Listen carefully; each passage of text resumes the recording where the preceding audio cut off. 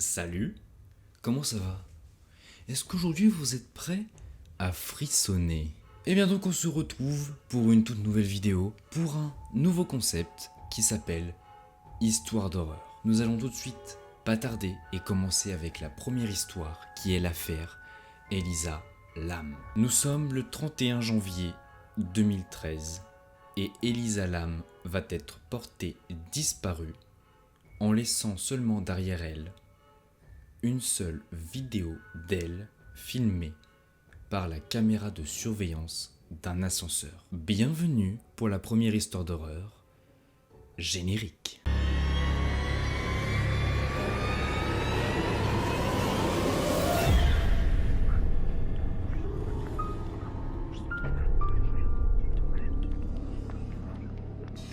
La vidéo en question est un peu perturbante. D'ailleurs, regardons-la.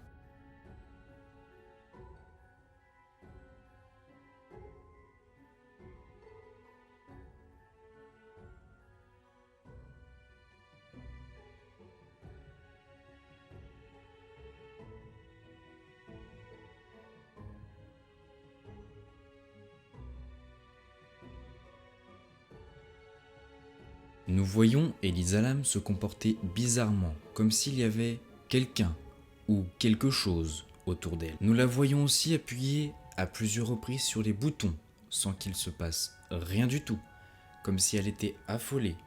On la voit aussi se cacher, comme si elle essayait de fuir quelqu'un. De plus, on remarque que l'ascenseur a l'air de mal fonctionner, car quand elle appuie sur les boutons, les portes ne se ferment pas. Elle sort plusieurs fois, elle re-rentre plusieurs fois, les portes ne bougent pas. À un moment, elle reste assez longtemps dans l'ascenseur et les portes techniquement devraient s'être refermées. Mais elles ne l'ont pas fait. On peut donc comprendre que l'ascenseur a un dysfonctionnement. Mais bizarrement, quand Elisa Lam va disparaître de la vidéo, l'ascenseur va refonctionner normalement. Creusons un peu plus sur Elisa Lam. Qui est-elle? Que fait-elle? Pourquoi était-elle ici ce jour-là? Elisa Lam est une fille d'émigrants hongkongais et étudiante dans l'université de Colombie-Britannique. Elle va décider de partir en city tour en janvier 2013. Elle va donc se déplacer de ville en ville en bus et en train jusqu'à arriver à Los Angeles le 26 janvier 2013. 2 jours plus tard, elle va s'enregistrer au Cecil Hotel.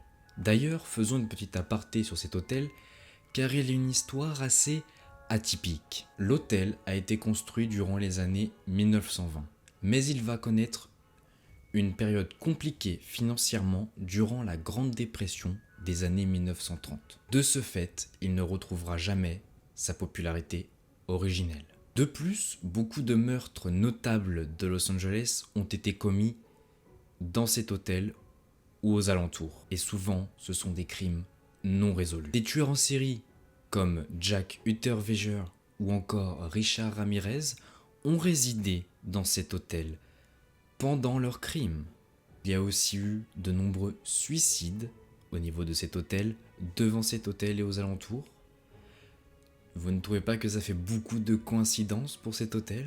Qu'en pensez-vous? N'hésitez pas à me le dire dans les commentaires. Donc, le 26 janvier 2013, Elisa va récupérer les clés d'une chambre partagée dans cet hôtel. Elle partage donc sa chambre avec un colocataire, mais ce dernier va vite se plaindre d'un comportement étrange venant d'Elisa. Nous n'avons pas plus d'informations sur ce fameux comportement. De ce fait, elle va être déplacée vers une chambre seule 2 jours plus tard, le 30 janvier 2013, la veille de sa disparition.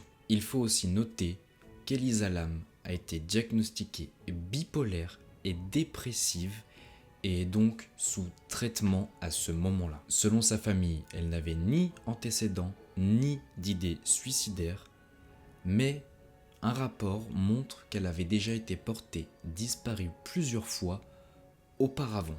De plus, elle avait exprimé sa souffrance due à ses troubles mentaux sur un blog quelques mois auparavant. Nous retrouvons une citation de l'auteur Chuck Palahniuk qu'elle s'était plainte d'une rechute en début d'année scolaire, l'obligeant a abandonné certains cours, la laissant complètement perdue et sans aucun but. De ce fait, elle croyait que son avenir universitaire était compromis. Nous sommes donc le 31 janvier 2013 et Elisa Lam va disparaître. Plus aucune nouvelle d'elle. Ce n'est que 20 jours plus tard environ, le 19 février 2013, que des clients du Cecil Hotel vont se plaindre d'un manque de pression de l'eau et que cette dernière est trouble. Le service de l'hôtel va donc monter sur le toit pour vérifier la réserve d'eau et va découvrir le corps nu et sans vie d'Elisa Lam. L'affaire a grandement été médiatisée du fait que la vidéo a été rendue publique très rapidement après les faits. Beaucoup d'internautes vont donc essayer de comprendre cette affaire. Est-elle due à la bipolarité d'Elisa, à un événement paranormal, un suicide ou encore un meurtre? L'affaire sera classée comme une mort accidentelle par noyade, mais est-ce vraiment un accident de monter sur le toit d'un hôtel et de tomber dans une réserve d'eau? L'histoire touche donc à sa fin. Je vous laisse me donner votre avis sur cette dernière. N'hésitez pas à me le dire en commentaire. On se retrouve très prochainement pour de nouvelles histoires d'horreur. C'était Sloky. Passez une bonne nuit. Peace.